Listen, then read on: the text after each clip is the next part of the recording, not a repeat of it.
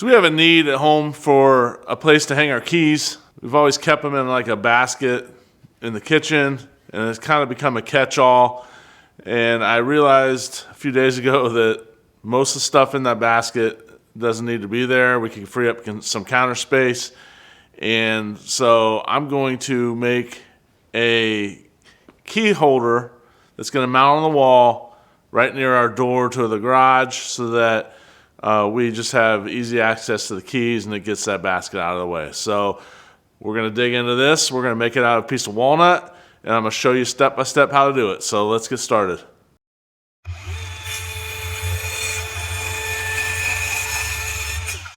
I have a piece of leftover walnut, and it's got a live edge on it, and I really don't have a use for it. I thought it might be the perfect place to use it in this key hanger. And so what I'm going to do is I'm going to clean up the board, and I'm going to use these hooks, which I got on Amazon. Link will be in the description below. And we're just going to space the hooks evenly. I'm using 5 hooks. I don't know if we need all 5 ever.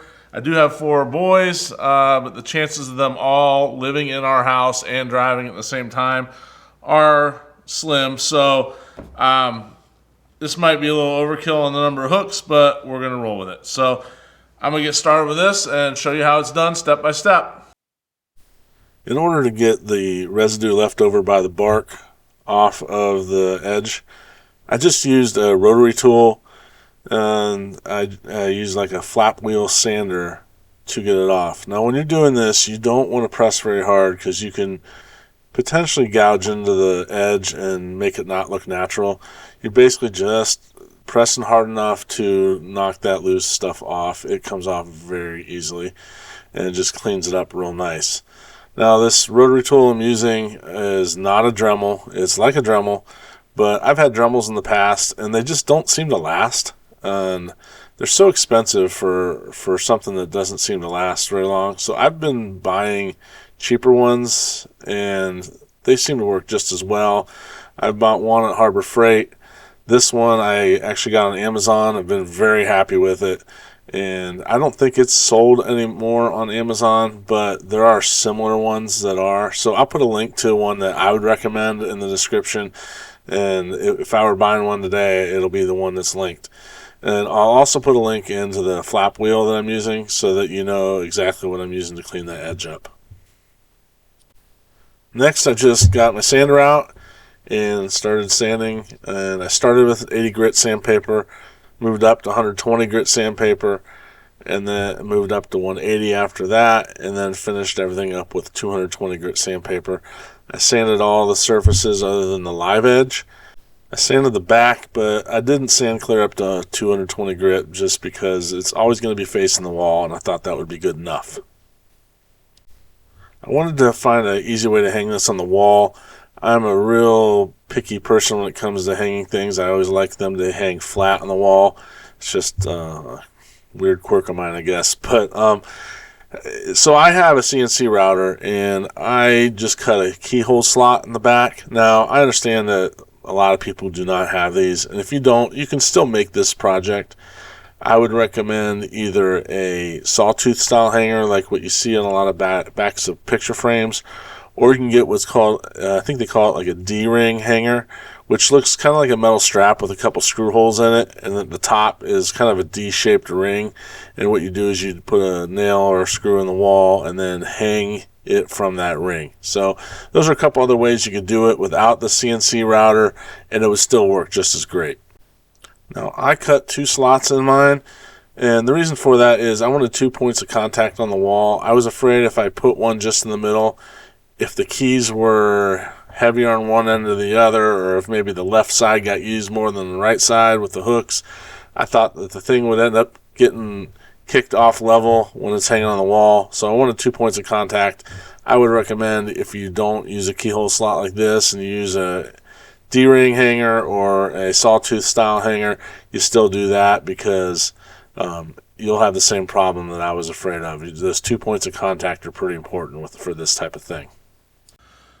So when I'm trying to space these out evenly, What you need to do is count the number of gaps and divide the overall length by that number of gaps. Don't count the number of hooks you're putting on there because you'll end up off by a little bit.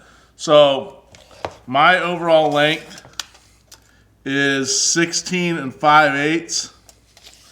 The number of gaps, 1, 2, 3, 4, 5, 6.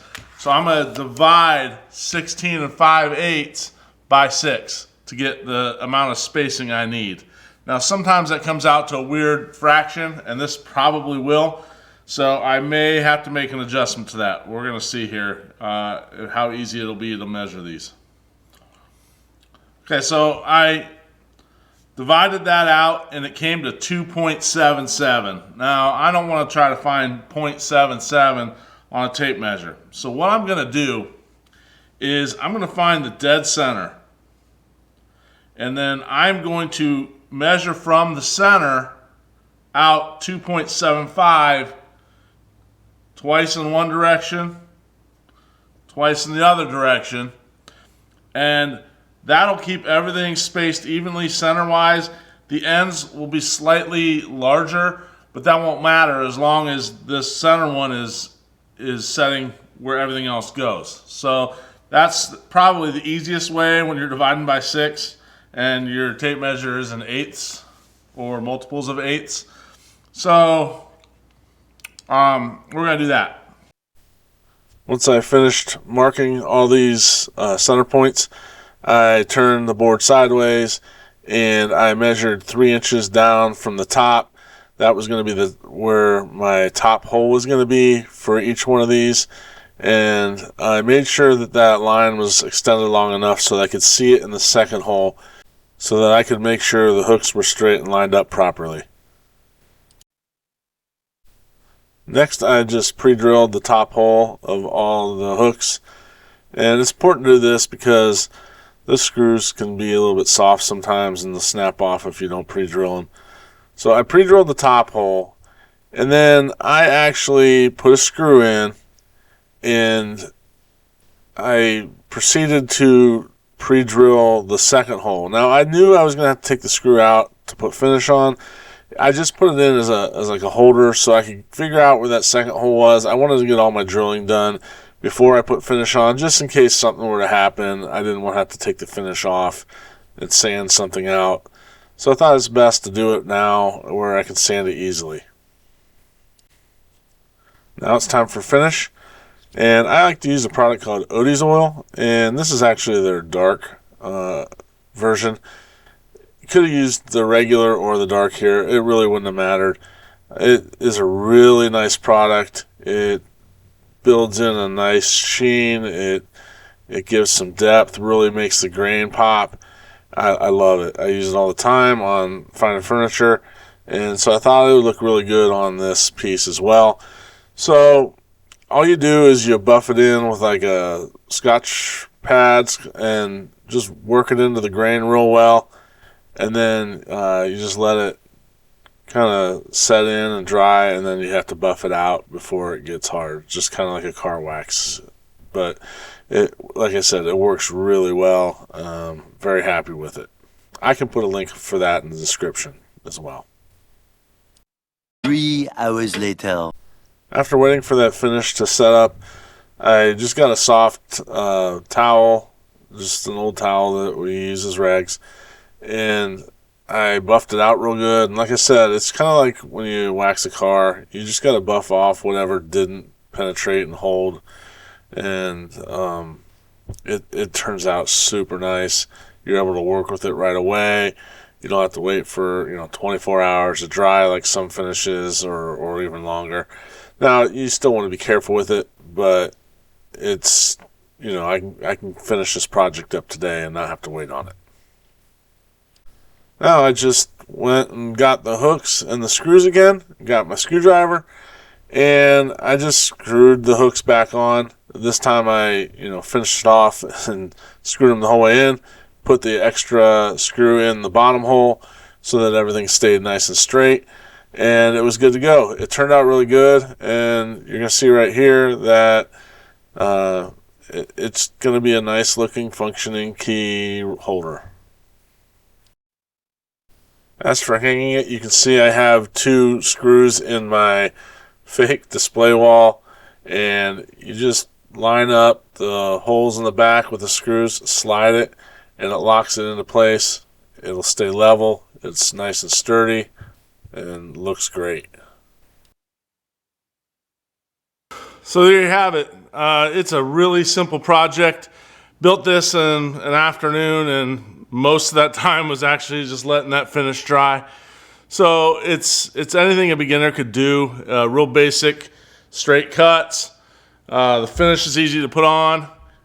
It's important you pre-drill those holes for those screws. If you don't, you could have a screw break off. Those screws are usually kind of soft metal and they snap pretty easily. So if you can run a drill and you can make a couple cuts and run a sander, you could make this. So hope you learned something.